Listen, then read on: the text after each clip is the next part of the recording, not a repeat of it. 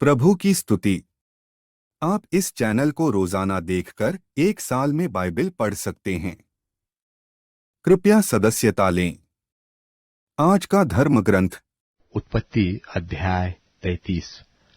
उत्पत्ति अध्याय 33। और याकूब ने आंखें उठाकर देखा कि एसाव 400 पुरुष संग लिए हुए चला आता है। तब उसने लड़के वालों को अलग अलग बांट कर लिया और राहेल और दोनों लौंडियों को सौंप दिया। और उसने सबके आगे लड़कों समेत लौंडियों को, उसके पीछे लड़कों समेत लिया को, और सबके पीछे राहेल और यूसुफ को रखा। और आप उन सबके आगे बढ़ा और 7 बार भूमि पर गिर के दंडवत की और अपने भाई के पास पहुंचा। तब एसाव उससे भेंट करने को दौड़ा और उसको हृदय से लगाकर गले से लिपटकर चूमा। फिर वे दोनों रो पड़े। तब उसने आंखें उठाकर स्त्रियों और लड़के बालों को देखा और पूछा, ये जो तेरे साथ है सो कौन है? उसने कहा, ये तेरे दास के लड़के हैं, जिन्हें परमेश्वर ने अनुग्रह करके मुझको दिया है। तब लड़कों समेत लौंडियों ने आकर दंडवत किया। फिर लड़कों समेत लिया निकट आई और उन्होंने भी दंडवत की। पीछे यूसुफ और राहेल ने भी निकट आकर दंडवत की। तब उसने पूछा, तेरा यह बड़ा दल जो मुझको मिला उसका क्या प्रयोजन है? उसने कहा, यह कि मेरे प्रभु की अनुग्रह की दृष्टि मुझ पर हो। एसाव ने कहा, हे मेरे भाई, मेरे पास तो बहुत है, जो कुछ तेरा है वो तेरा ही रहे। याकूब ने कहा, नहीं नहीं, यदि तेरा अनुग्रह मुझ पर हो तो मेरी भेंट ग्रहण कर, क्योंकि मैंने तेरा दर्शन पाकर मानो परमेश्वर का दर्शन पाया है और तू मुझसे प्रसन्न हुआ है। सो यह भेंट जो तुझे भेजी गई है ग्रहण कर, क्योंकि परमेश्वर ने मुझ पर अनुग्रह किया है और मेरे पास बहुत है। जब उसने उसको दबाया तब उसने भेंट को ग्रहण किया। फिर एसाव ने कहा, आ, हम बढ़ चले और मैं तेरे आगे आगे चलूंगा। याकूब ने कहा, हे मेरे प्रभु, तू जानता है कि मेरे साथ सुकुमार लड़के और दूध देनेहारी भेड़ बकरियां और गाय है। यदि ऐसे पशु एक दिन भी अधिक हाके जाए तो सब के सब मर जाएंगे। सो मेरा प्रभु अपने दास के आगे बढ़ जाए और मैं इन पशुओं की गति के अनुसार जो मेरे आगे है और लड़के बालों की गति के अनुसार धीरे धीरे चलकर सेर में अपने प्रभु के पास पहुंचूंगा। एसाव ने कहा, तो अपने संग वालों में से मैं कई एक तेरे साथ छोड़ जाऊंगा। उसने कहा, यह क्यों?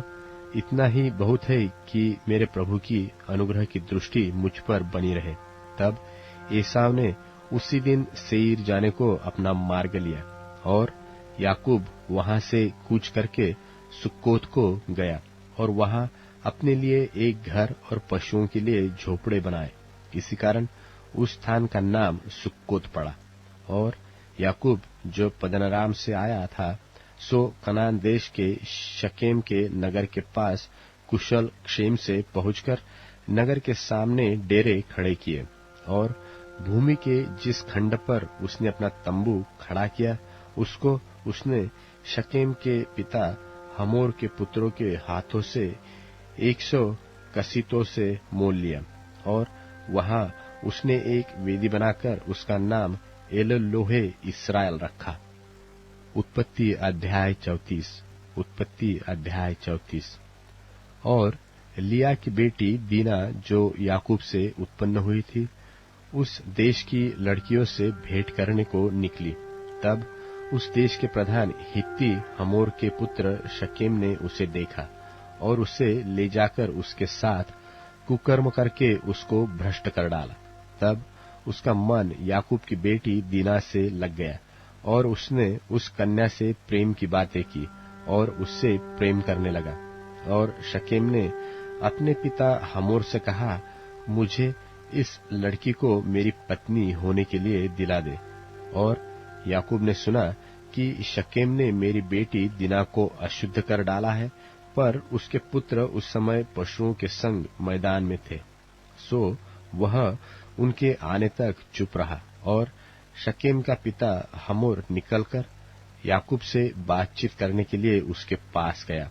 और याकूब के पुत्र सुनते ही मैदान से बहुत उदास और क्रोधित होकर आए, क्योंकि शकेम ने याकूब की बेटी के साथ कुकर्म करके इस्राएल के घराने से मूर्खता का ऐसा काम किया था जिसका करना अनुचित था। हमोर ने उन सब से कहा, मेरे पुत्र शकेम का मन तुम्हारी बेटी पर बहुत लगा है, सो उसे उसकी पत्नी होने के लिए उसको दे दो और हमारे साथ ब्याह किया करो। अपनी बेटियां हमको दिया करो और हमारी बेटियों को आप लिया करो और हमारे संग बसे रहो। और यह देश तुम्हारे सामने पड़ा है, इसमें रहकर लेन देन करो और इसकी भूमि को अपने लिए ले लो। और शकेम ने भी दीना के पिता और भाइयों से कहा, यदि मुझ पर तुम लोगों की अनुग्रह की दृष्टि हो तो जो कुछ तुम मुझसे कहो सो मैं दूंगा। तुम मुझसे कितना ही मूल्य व बदला क्यों न मांगो, तो भी मैं तुम्हारे कहे के अनुसार दूंगा, परंतु उस कन्या को पत्नी होने के लिए मुझे दो। तब यह सोचकर कि शकेम ने हमारी बहन दीना को अशुद्ध किया है, याकूब के पुत्रों ने शकेम और उसके पिता हमोर को छल के साथ यह उत्तर दिया कि हम ऐसा काम नहीं कर सकते कि किसी खतना रहित पुरुष को अपनी बहन दे, क्योंकि इससे हमारी नामधराई होगी। इस बात पर तो हम तुम्हारी मान लेंगे कि हमारी नाई तुम में से हर एक पुरुष का खतना किया जाए, तब हम अपनी बेटियां तुम्हें ब्याह देंगे और तुम्हारी बेटियां ब्याह लेंगे और तुम्हारे संग बसे भी रहेंगे और हम दोनों एक ही समुदाय के मनुष्य हो जाएंगे। पर यदि तुम हमारी बात न मानकर अपना खतना न कराओगे तो हम अपनी लड़की को लेके यहाँ से चले जाएंगे। उनकी इस बात पर हमोर और उसका पुत्र शकेम प्रसन्न हुए और वह जवान जो याकूब की बेटी को बहुत चाहता था, इस काम को करने में उसने विलंब न किया। वह तो अपने पिता के सारे घराने में अधिक प्रतिष्ठित था। सो हमोर और उसका पुत्र शकेम अपने नगर के फाटक के निकट जाकर रहवासियों को यो समझाने लगे कि वे मनुष्य तो हमारे संग मेल से रहना चाहते हैं, सो उन्हें इस देश में रह के लेन देन करने दो। देखो, यह देश उनके लिए भी बहुत है। फिर हम लोग उनकी बेटियों को ब्याह लें और अपनी बेटियों को उन्हें दिया करें। वे लोग केवल इस बात पर हमारे संग रहने और एक ही समुदाय के मनुष्य हो जाने को प्रसन्न है कि उनकी नाई हमारे सब पुरुषों का भी खतना किया जाए। क्या उनकी भेड़ बकरियां और गाय बैल वरन उनके सारे पशु और धन संपत्ति हमारी न हो जाएगी? इतना ही करे कि हम लोग उनकी बात मान ले तो वे हमारे संग रहेंगे। सो जितने उस नगर के फाटक से निकले थे, उन सबों ने हमोर की ओर और उसके पुत्र शकेम की बात मानी और हर एक पुरुष का खतना किया गया, जितने उस नगर के फाटक से निकलते थे। तीसरे दिन जब वे लोग पीड़ित पड़े थे, तब ऐसा हुआ कि शिमोन और लेवी नाम याकूब के दो पुत्रों ने, जो दीना के भाई थे, अपनी अपनी तलवार ले उस नगर में निधड़क घुसकर सब पुरुषों को घात किया और हमोर और उसके पुत्र शकेम को उन्होंने तलवार से मार डाला और दीना को शकेम के घर से निकाल ले गए। और याकूब के पुत्रों ने घात कर डालने पर भी चढ़कर नगर को इसलिए लूट लिया कि उसमें उनकी बहन अशुद्ध की गई थी। उन्होंने भेड़ बकरी और गाय बैल और गधे और नगर और मैदान में जितना धन था ले लिया। उस सब को और उनके बाल बच्चों और स्त्रियों को भी हर ले गए, वरन घर घर में जो कुछ था उसको भी उन्होंने लूट लिया। तब याकूब ने शिमोन और लेवी से कहा, तुमने जो इस देश के निवासी कनानियों और परिज्जियों के मन में मेरी ओर घृणा उत्पन्न कराई है, इससे तुमने मुझे संकट में डाला है, क्योंकि मेरे साथ तो थोड़े ही लोग हैं। सो अब वे इकट्ठे होकर मुझ पर चढ़ेंगे और मुझे मार डालेंगे, सो मैं अपने घराने समेत सत्यानाश हो जाऊंगा। उन्होंने कहा, क्या वह हमारी बहन के साथ वेश्या की नाई बर्ताव करे? मरकुस रचित सुसमाचार 5वां अध्याय। और वे झील के पास गिरासेनियों के देश में पहुंचे, और जब वह नाव पर से उतरा तो तुरंत एक मनुष्य जिसमें अशुद्ध आत्मा थी कब्रों से निकलकर उसे मिला। वह कब्रों में रहा करता था और कोई उसे सांकलों से भी न बांध सकता था, क्योंकि वह बार बार बेड़ियों और सांकलों से बांधा गया था। पर उसने सांकलों को तोड़ दिया और बेड़ियों के टुकड़े टुकड़े कर दिए थे, और कोई उसे वश में नहीं कर सकता था। वह लगातार रात दिन कब्रों और पहाड़ों में चिल्लाता और अपने को पत्थरों से घायल करता था। वह यीशु को दूर ही से देखकर दौड़ा और उसे प्रणाम किया और ऊंचे शब्द से चिल्लाकर कहा, हे यीशु, परम प्रधान परमेश्वर के पुत्र, मुझे तुझसे क्या काम? मैं तुझे परमेश्वर की शपथ देता हूं कि मुझे पीड़ा न दे। क्योंकि उसने उससे कहा था कि हे अशुद्ध आत्मा, इस मनुष्य में से निकल आ। उसने उससे पूछा, तेरा क्या नाम है? उसने उससे कहा, मेरा नाम सेना है, क्योंकि हम बहुत हैं। और उसने उससे बहुत विनती की कि हमें इस देश से बाहर न भेज।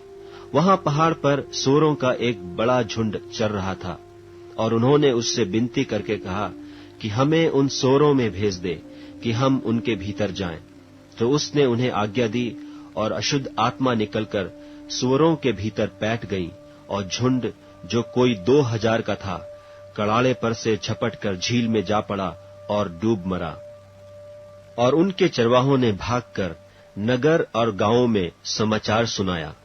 और जो हुआ था, लोग उसे देखने आए, और यीशु के पास आकर वे उसको जिसमें दुष्टात्माएं थीं, अर्थात जिसमें सेना समाई थी, कपड़े पहने और सचेत बैठे देखकर डर गए। और देखने वालों ने उसका जिसमें दुष्टात्माएं थीं और सूअरों का पूरा हाल उनको कह सुनाया। और वे उससे विनती करके कहने लगे कि हमारे सिवानों से चला जा। और जब वह नाव पर चढ़ने लगा तो वह जिसमें पहले दुष्टात्माएं थीं उससे विनती करने लगा कि मुझे अपने साथ रहने दे। परंतु उसने उसे आज्ञा न दी, और उससे कहा, अपने घर जाकर अपने लोगों को बता कि तुझ पर दया करके प्रभु ने तेरे लिए कैसे बड़े काम किए हैं। वह जाकर दिकपुलिस में इस बात का प्रचार करने लगा कि यीशु ने मेरे लिए कैसे बड़े काम किए, और सब अचंभा करते थे। जब यीशु फिर नाव से पार गया तो एक बड़ी भीड़ उसके पास इकट्ठी हो गई, और वह झील के किनारे था। और याईर नाम आराधनालय के सरदारों में से एक आया और उसे देखकर उसके पांवों पर गिरा, और उसने यह कहकर बहुत विनती की कि मेरी छोटी बेटी मरने पर है, तू आकर उस पर हाथ रख कि वह चंगी होकर जीवित रहे। तब वह उसके साथ चला, और बड़ी भीड़ उसके पीछे हो ली, यहाँ तक कि लोग उस पर गिरे पड़ते थे। और एक स्त्री जिसको 12 वर्ष से लहू बहने का रोग था, और जिसने बहुत वैद्यों से बड़ा दुख उठाया और अपना सब माल व्यय करने पर भी कुछ लाभ न उठाया था, परंतु और भी रोगी हो गई थी, यीशु की चर्चा सुनकर भीड़ में उसके पीछे से आई और उसके वस्त्र को छू लिया, क्योंकि वह कहती थी, यदि मैं उसके वस्त्र ही को छू लूंगी तो चंगी हो जाऊंगी। और तुरंत उसका लहू बहना बंद हो गया, और उसने अपनी देह में जान लिया कि मैं उस बीमारी से अच्छी हो गई। यीशु ने तुरंत अपने में जान लिया कि मुझ में से सामर्थ निकली है, और भीड़ में पीछे फिरकर पूछा, मेरा वस्त्र किसने छुआ? उसके चेलों ने उससे कहा, तू देखता है कि भीड़ तुझ पर गिरी पड़ती है, और तू कहता है कि किसने मुझे छुआ? तब उसने उसे देखने के लिए जिसने यह काम किया था चारों ओर दृष्टि की। तब वह स्त्री है जानकर कि मेरी कैसी भलाई हुई है, डरती और कांपती हुई आई, और उसके पांवों पर गिरकर उससे सब हाल चाल सच सच कह दिया। उसने उससे कहा, पुत्री, तेरे विश्वास ने तुझे चंगा किया है, कुशल से जा और अपनी इस बीमारी से बची रहे। वह यह कह ही रहा था कि आराधनालय के सरदार के घर से लोगों ने आकर कहा कि तेरी बेटी तो मर गई, अब गुरु को क्यों दुख देता है? जो बात वे कह रहे थे उसको यीशु ने अनसुनी करके आराधनालय के सरदार से कहा, मत डर, केवल विश्वास रख। और उसने पतरस और याकूब के भाई यूहन्ना को छोड़ और किसी को अपने साथ आने न दिया। और आराधनालय के सरदार के घर में पहुंचकर उसने लोगों को बहुत रोते और चिल्लाते देखा। तब उसने भीतर जाकर उससे कहा, तुम क्यों हल्ला मचाते और रोते हो? लड़की मरी नहीं परंतु सो रही है।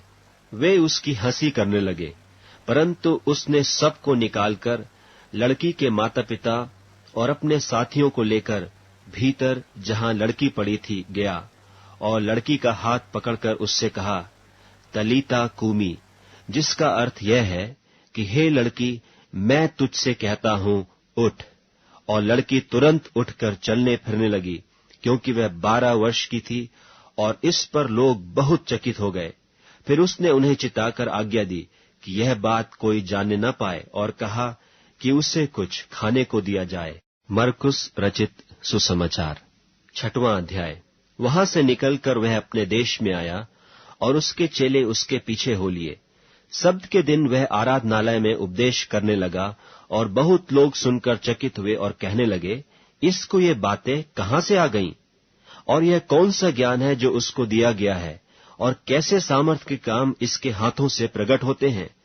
क्या यह वही बढ़ई नहीं जो मरियम का पुत्र और याकूब और योसेस और यहूदा और शमौन का भाई है? और क्या उसकी बहनें यहां हमारे बीच में नहीं रहती? इसलिए उन्होंने उसके विषय में ठोकर खाई। यीशु ने उनसे कहा कि भविष्यद्वक्ता अपने देश और अपने कुटुंब और अपने घर को छोड़ और कहीं भी निरादर नहीं होता।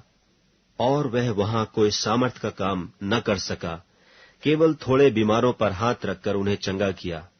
और उसने उनके अविश्वास पर आश्चर्य किया और चारों ओर के गांवों में उपदेश करता फिरा। और वह 12 को अपने पास बुलाकर उन्हें 2-2 करके भेजने लगा और उन्हें अशुद्ध आत्माओं पर अधिकार दिया। और उसने उन्हें आज्ञा दी कि मार्ग के लिए लाठी छोड़ और कुछ न लो, न तो रोटी, न झोली, न पटके में पैसे, परंतु जूतियां पहनो और 2-2 कुर्ते न पहनो। और उसने उनसे कहा, जहां कहीं तुम किसी घर में उतरो तो जब तक वहां से विदा न हो तब तक उसी में ठहरे रहो। जिस स्थान के लोग तुम्हें ग्रहण न करें और तुम्हारी न सुने, वहां से चलते ही अपने तलवों की धूल झाड़ डालो कि उन पर गवाही हो। और उन्होंने जाकर प्रचार किया कि मन फिराओ, और बहुतेरे दुष्टात्माओं को निकाला और बहुत बीमारों पर तेल मलकर उन्हें चंगा किया। और हेरोदेस राजा ने उसकी चर्चा सुनी, क्योंकि उसका नाम फैल गया था, और उससे कहा कि यूहन्ना बपतिस्मा देने वाला मरे हुओं में से जी उठा है, इसीलिए उससे ये सामर्थ के काम प्रकट होते हैं। और औरों ने कहा, यह एलिया है, परंतु औरों ने कहा, भविष्यद्वक्ता या भविष्यद्वक्ताओं में से किसी एक के समान है। हेरोदेस ने यह सुनकर कहा, जिस यूहन्ना का सिर मैंने कटवाया था वह जी उठा है। क्योंकि हेरोदेस ने आप अपने भाई फिलिप्पुस की पत्नी हेरोदियास के कारण, जिससे उसने ब्याह किया था, लोगों को भेजकर यूहन्ना को पकड़वाकर बंदी गृह में डाल दिया था। क्योंकि यूहन्ना ने हेरोदेस से कहा था कि अपने भाई की पत्नी को रखना तुझे उचित नहीं। इसलिए हेरोदियास उससे बैर रखती थी और वह यह चाहती थी कि उससे मरवा डाले, परंतु ऐसा न हो सका, क्योंकि हेरोदेस यूहन्ना को धर्मी और पवित्र पुरुष जानकर उससे डरता था और उसे बचाए रखता था, और उसकी सुनकर बहुत घबराता था, पर आनंद से सुनता था। और ठीक अवसर पर जब हेरोदेस ने अपने जन्मदिन में अपने प्रधानों और अपने सेनापतियों और गलील के बड़े लोगों के लिए जेवनार की, और उसी हेरोदियास की बेटी भीतर आई और नाचकर हेरोदेस को और उसके साथ बैठने वालों को प्रसन्न किया। तब राजा ने लड़की से कहा, तू जो चाहे मुझसे मांग, मैं तुझे दूंगा। और उससे शपथ खाई कि मैं अपने आधे राज्य तक जो कुछ तू मुझसे मांगेगी मैं तुझे दूंगा। उसने बाहर जाकर अपनी माता से पूछा कि मैं क्या मांगू? वह बोली, यूहन्ना बपतिस्मा देने वाले का सिर। वह तुरंत राजा के पास भीतर आई और उससे विनती की, मैं चाहती हूं कि तू अभी यूहन्ना बपतिस्मा देने वाले का सिर एक थाल में मुझे मंगवा दे। तब राजा बहुत उदास हुआ, परंतु अपनी शपथ के कारण और साथ बैठने वालों के कारण उससे टालना न चाहा। और राजा ने तुरंत एक सिपाही को आज्ञा देकर भेजा कि उसका सिर काट लाए। उसने जेलखाने में जाकर उसका सिर काटा और एक थाल में रखकर लाया और लड़की को दिया, और लड़की ने अपनी मां को दिया। यह सुनकर उसके चेले आए और उसकी लोथ को उठाकर कब्र में रखा। प्रेरितों ने यीशु के पास इकट्ठे होकर जो कुछ उन्होंने किया और सिखाया था सब उसको बता दिया। उसने उनसे कहा, तुम आप अलग किसी जंगली स्थान में आकर थोड़ा विश्राम करो, क्योंकि बहुत लोग आते जाते थे और उन्हें खाने का अवसर भी नहीं मिलता था। इसलिए वे नाव पर चढ़कर सुनसान जगह में अलग चले गए। और बहुतों ने उन्हें जाते देखकर पहचान लिया और सब नगरों से इकट्ठे होकर वहां पैदल दौड़े और उनसे पहले जा पहुंचे। उसने निकलकर बड़ी भीड़ देखी और उन पर तरस खाया, क्योंकि वे उन भेड़ों के समान थे जिनका कोई रखवाला न हो, और वह उन्हें बहुत सी बातें सिखाने लगा। जब दिन बहुत ढल गया तो उसके चेले उसके पास आकर कहने लगे, यह सुनसान जगह है और दिन बहुत ढल गया है, उन्हें विदा कर कि चारों ओर के गांवों और बस्तियों में जाकर अपने लिए कुछ खाने को मोल लें। उसने उन्हें उत्तर दिया कि तुम ही उन्हें खाने को दो। उन्होंने उससे कहा, क्या हम 100 दिनार की रोटियां मोल लें और उन्हें खिलाएं? उसने उनसे कहा, जाकर देखो तुम्हारे पास कितनी रोटियां हैं। उन्होंने मालूम करके कहा, 5 और 2 मछली भी। तब उसने उन्हें आज्ञा दी कि सबको हरी घास पर पांति पांति से बैठा दो। वे 100 और 50 करके पांति पांति बैठ गए। और उसने उन 5 रोटियों को और 2 मछलियों को लिया और स्वर्ग की ओर देखकर धन्यवाद किया और रोटियां तोड़ तोड़ कर चेलों को देता गया कि वे लोगों को परोसे। और वे 2 मछलियां भी उन सब में बांट दी और सब खाकर तृप्त हो गए। और उन्होंने टुकड़ों से 12 टोकरियां भर कर उठाई और कुछ मछलियों से भी। जिन्होंने रोटियां खाई वे 5000 पुरुष थे। तब उसने तुरंत अपने चेलों को बरबस नाव पर चढ़ाया कि वे उससे पहले उस पार बैतसैदा को चले जाएं, जब तक कि वह लोगों को विदा करे। और उन्हें विदा करके पहाड़ पर प्रार्थना करने को गया। और जब सांझ हुई तो नाव झील के बीच में थी और वह अकेला भूमि पर था। और जब उसने देखा कि वे खेते खेते घबरा गए हैं, क्योंकि हवा उनके विरुद्ध थी, तो रात के 4थे पहर के निकट वह झील पर चलते हुए उनके पास आया और उनसे आगे निकल जाना चाहता था। परंतु उन्होंने उसे झील पर चलते देखकर समझा कि भूत है और चिल्ला उठे, क्योंकि सब उसे देखकर घबरा गए थे। पर उसने तुरंत उनसे बातें की और कहा, ढाढ़स बांधो, मैं हूं, डरो मत। तब वह उनके पास नाव पर आया और हवा थम गई और वे बहुत ही आश्चर्य करने लगे, क्योंकि वे उन रोटियों के विषय में न समझे थे, परंतु उनके मन कठोर हो गए थे।